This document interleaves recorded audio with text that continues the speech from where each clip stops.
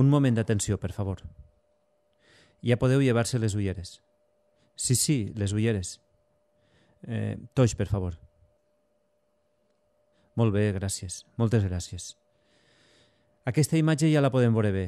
Sembla una pintura de Dalí, Ara hem sigut capaços d'imaginar-nos paisatges reals i d'idealitzar-los com si foren nostres, veritat?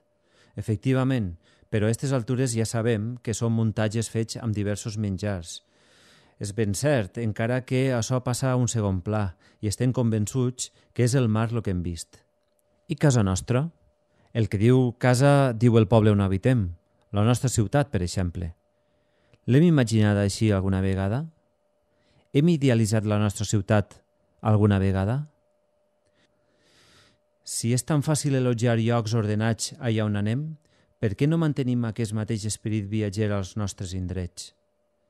Tranquils, senyors polítics, no sols està dirigida a vostès, trobe que va més enllà. És una qüestió de consciència, que des de fa molts anys no pareix, aparentment, que ens afecte massa l'estat de degradació que patim, arquitectònica, paisatgística, urbana i cívica. Reflexionem. És una qüestió de consciència.